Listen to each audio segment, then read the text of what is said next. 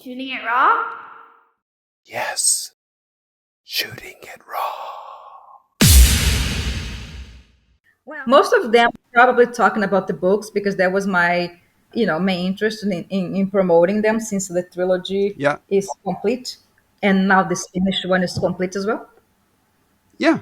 Okay, so this one is called OL Promo with Sierra Quote. And the quote is okay, so it's another sort of it's a graphically designed image. The background again is sky with the water.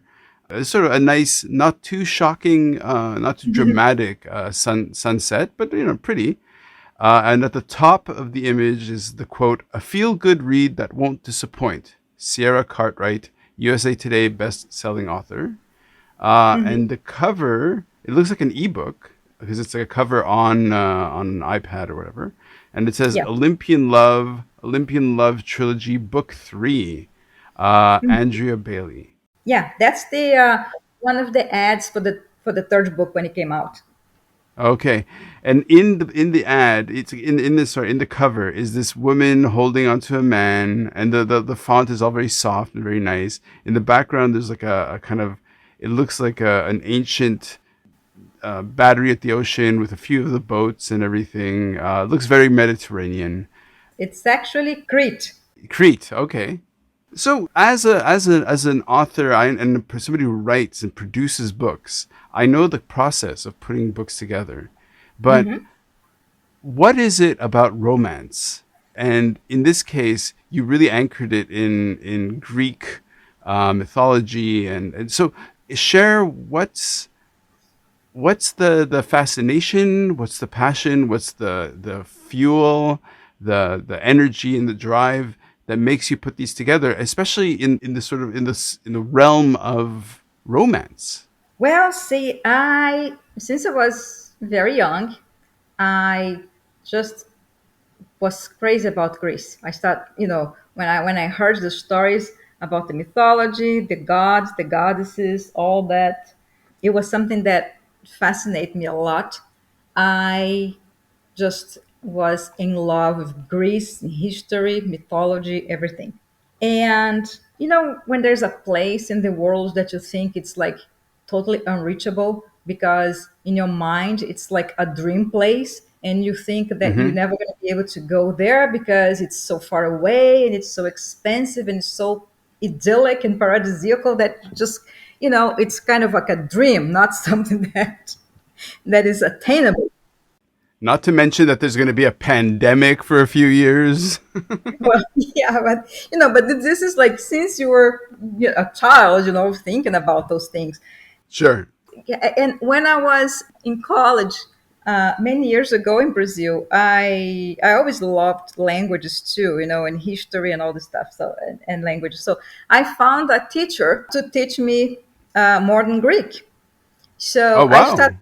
learning that. It was just for a couple of months because I don't know what happened. It's been a long time ago, but he had to go back to Greece. But I had that little bit of of knowledge of that. I knew the alphabet. I knew a couple of words, how to say "How are you?" "Good morning." It's very, very little, and it stuck in my mind forever, even though I never studied the thing again.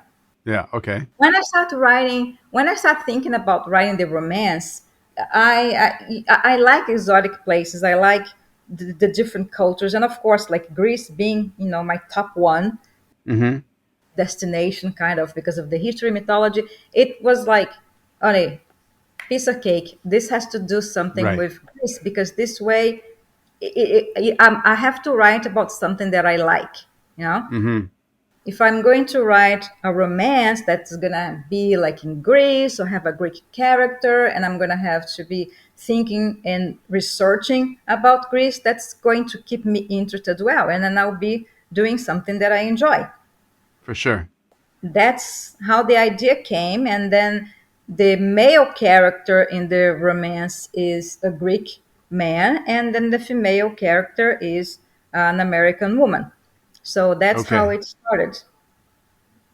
Okay. So let's dive into the psychology of, on the one hand, writing a narrative is about always very sensitive to the reader, thinking, okay, well, I have a reader, and you kind of have a picture in your mind of who that reader might be, or not. It's not necessarily defined, but as part of the process of communicating, is that you're trying to evoke either a change in thinking or a change in perception, and in romance in particular, it's a change in feel, right? So, what is the mindset that you come to when you sit? Is it you're just going with intuition, or are you going with a particular motive? Going into romance, the section of the bookstore is quite classical in the sense that the books all kind of follow a certain form.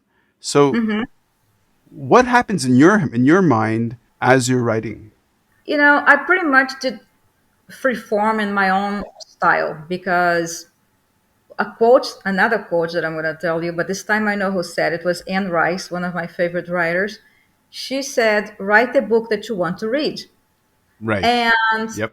okay, I want to write a romance with that I want to read, right? So I Yeah. didn't because from everything that I tried to learn about writing, a lot of authors say don't think about who you're writing to. You have to write something that you like because that's what's going to show. If you're writing something for Right. somebody else that you don't like, you're not going to have the passion on it. It's not going to show because you're not so interested in it. Like Mm-hmm. I could not be a ghostwriter because I Mm-hmm. have to feel the emotions like myself. I need to know what I'm writing about, right? I cannot just get somebody else's story and just like write for them because you wouldn't feel the same for me. You wouldn't have the same passion. Like a lot of times friends of mine's like, oh, I'm gonna tell you the story of my life or my love because you're gonna have to write this. And that's like, no, it doesn't work like this.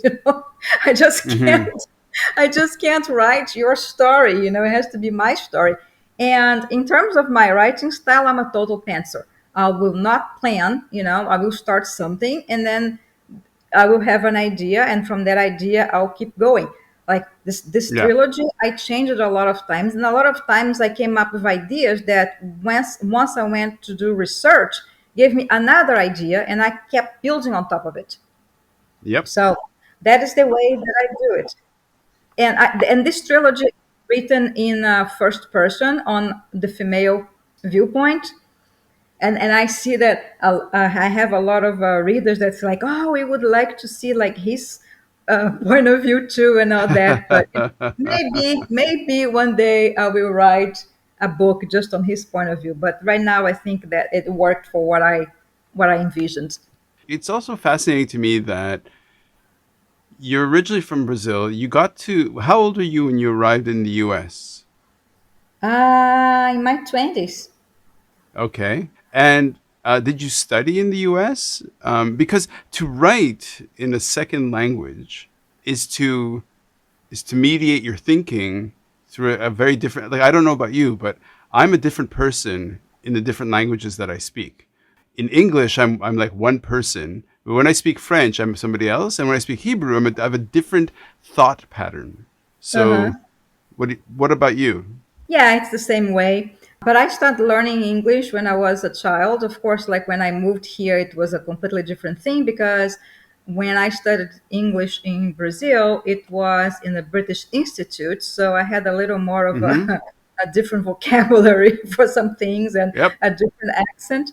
But I ended up at first like in North Carolina, which was a wake up call because I'm like, I have no idea what language these people are talking. I don't know anything. But then after that, you just adapt yourself, and then I end up here in Houston. But I did go to school here. I took some writing classes and technical writing and creative writing at Texas Tech. So Okay. Okay. that also helped. And then, of course, I've been here for a while, and I have a regular job, and I only deal with English, and I write a lot. And it's something that I always like to do is writing, and because I already was familiar with the language before. I always read a lot, and I was Sure. always writing a lot. I mean, I did write a couple of things in Portuguese when I was in Brazil, and then when I came here the first time, every once in a while. But And I still read a lot of books in Portuguese too, so that I can keep up with the Sure. changes in grammar, literature, and everything that goes on with every language is a moving language. There's always something new Yeah. happening, especially when you're not living in the country anymore. You go back, it's like, okay, this is new slang. I never heard of this Yeah. before. But like I had to write in English because if I wanted to be published here, because I am here Mm-hmm. now, I live here for a long time, it had to be in English. So Mm-hmm. I think it's amazing. It's amazing to me that one is that the resonance in your head, like where your thoughts and creative process took you, was into this field or area of writing that is escapist, fanciful. Clearly, I mean, it's a very appreciated and real area of literature that many people are hungry for, right? So it doesn't hit me, especially myself. Like it doesn't. I don't. It's not like I've gone out and read tons of romance novels. I really haven't. But for example, for my wife, I don't know if I think it's like a guilty pleasure. It's like a. It's not a guilty pleasure. It's not a guilt. No, this is the wrong term. It's not a guilty pleasure. It's just it's a kind of escape to just say, okay, you know what? It's the end of the day. it's just a pleasure. It doesn't have to be a guilt. Yeah, well, I guess it's because, but in terms of my wife, it's because she feels badly because I'd be judgmental because I'm a guy and I'd be like, oh, come on, But I'm not. That's not really my style. But Yeah, but you're right in a way. There is some kind of what's the word? I don't know how to describe, but there's a little bit of prejudice, yeah, maybe something like a that. bias. Romance, right? Because a lot of times, Yeah, people think like, oh yeah, I'm reading romance. So it's like kind of an easy book, literature. It's not like a literary yeah, writing. It's not Gabriel Garcia Marquez. It's not anything like. But in any case, it's something that it doesn't. It's an escapism, and a lot of people can only relate to that.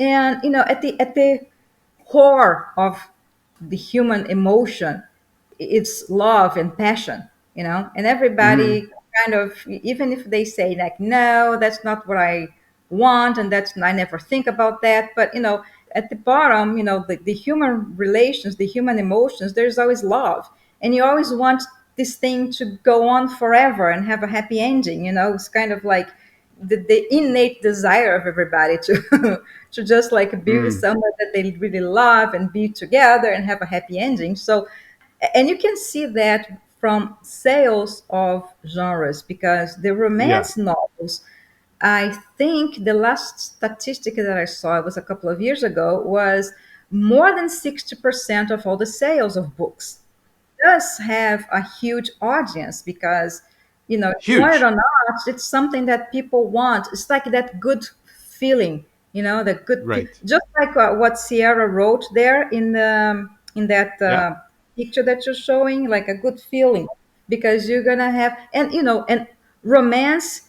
One of the things you were asking me before about what the techniques of romance, but romance has to have a happy ending. If you're not going to have a okay, happy ending, it's not going to be categorized as romance. You're going to be like women's okay, fiction or something else. But to have a romance, you're going to have the happy ending. It's like happy ever after or happy until whatever, but they're going to have to right, be up together. You cannot kill one of them. You cannot separate one right, of them. That's not going to fly as a romance. So that's one thing that yeah, you have. So people pick up a romance, because even though there will be a lot of conflicts in the middle of the story, yeah, because you have to write that they are not going to be together for the longest time until the end. yeah, yeah, yeah. Of course, But you want that good feeling, like, oh my God, finally they love each other, or now we found out that they really are into each other, and that kind of relief, like they are together. That's good. And then you feel you end the book and you kind of like happy because something happy happened in the book. So, yeah. I mean, I hear what you're saying, and I haven't thought about this in a way. I'm just like, okay. So part of shooting it raw, the podcast, is I speak to people I find interesting. I've had a few sexologists and I've had a few therapists and everything, and counselors, and I have this thing about sexual health, mental health, absolutely. And so the whole thing about sexuality is it happens between your ears before it can happen between your legs, right? And Yeah. essentially, a romance is an extremely extended, pardon my French, like mind fuck, right? Like you're basically prolonging the sort of the tension and the kind of the uncertainty. But as you say, for it to be categorized as a romance, you have to have a pleasurable climax at the end. Well, they have to be together at the end. Now, you can have Sure. sex scenes within the book, you know? Yeah, yeah, You of don't course. have to be like the ending is not like, oh, like finally they're going to fuck. No, they can do Okay, that okay. before, but they will still separate or something won't go right or, so there'll be all this flirting. In my story, what I did was I tried to build this very flirting situation between the Yep, two of yep. them, but then you have the main conflict already is that they are not in the same continent, right? He lives in Greece, she lives Right, in Houston. So immediately you already have a conflict because how are they going to get together forever? One of them is going to have to compromise, right? And he has his yep. job, she has her thing, so it's already there. And then you put in more elements, somebody else, like you do a love triangle, somebody interested. You don't Right. know if they are what's going to happen with that situation. So you throw in a lot of other elements and you try to build that tension. Like you can tell that they are like really drawn to each other, they stay together, they do have there is sex scenes, in all the books. And I try to make it in a way that people will really feel like he is so into her and she's totally in love with him. But then there's all these other conflicts that separates them, so they're not together happily. They have those moments. It's the sex scenes are very crucial to the story of how their relationship builds, and Yep. continue, because it's the sexual tension. Like, when they are like next to each other. Yeah, I've had readers tell me that they can feel the tension, and that's exactly Yeah. what I was trying to convey. The way that I write is like I'm basically watching a movie in my mind, and then I try to write that, I Right. try to get the sounds, the sights, how they are feeling, the body language. Of course, it's a lot of things to do, and sometimes you cannot accomplish everything that your mind is doing, putting in writing.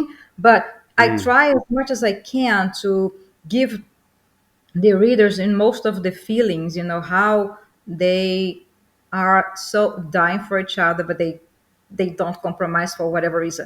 There's always this Huh. conflicts and things interrupting until the last book. So I kept Right, right, doing right. very bad things to the readers. I did cliffhangers, so if you ever read, and it was, now you get the cliffhangers, but the trilogy is ready. So you get one after the other. You can read everything, don't have to Nice. wait anymore.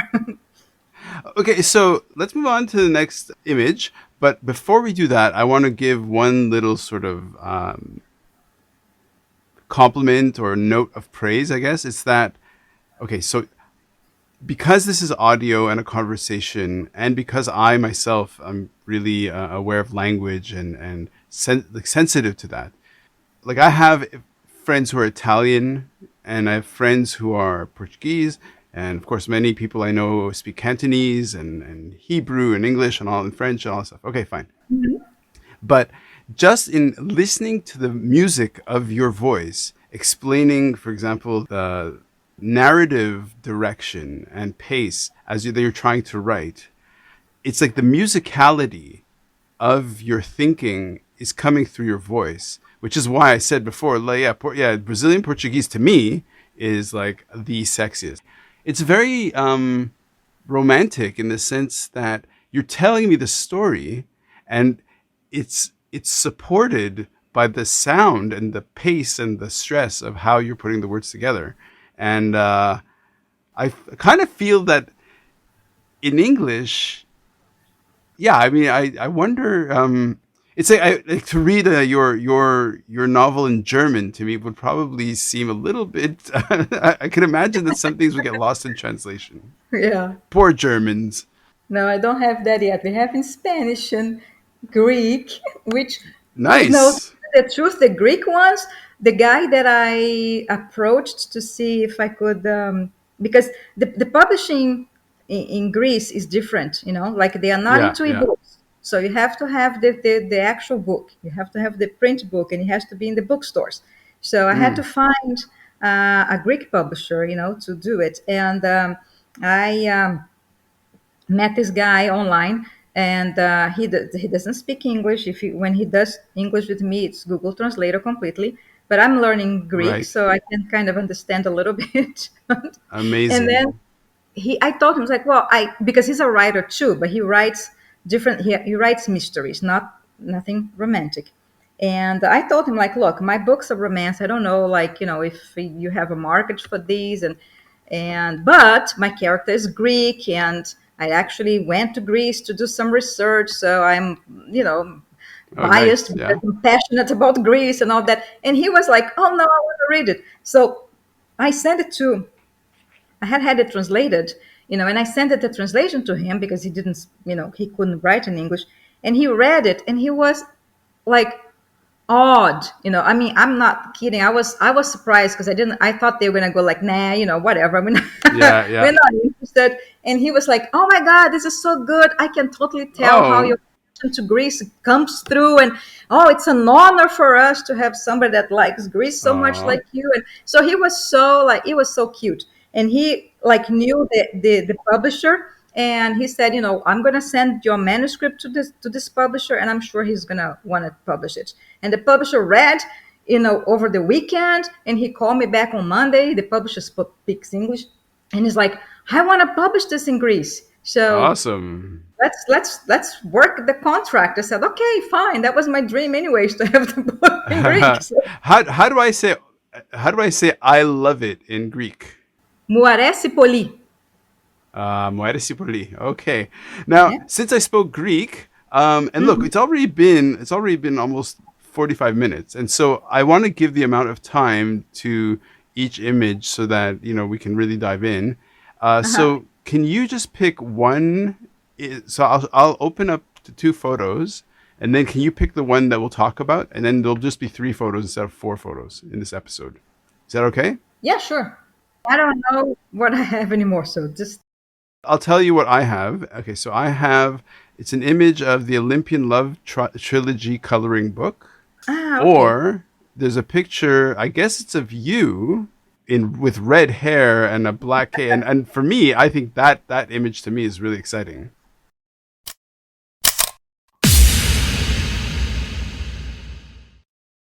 So is life really a gift? Really? Can you make every second count? That's the whole point of the podcast. So if you like what you've seen and you're inspired, because that really is my mission, then please give it a like, subscribe, and share. Shooting it raw? Yes, shooting it raw.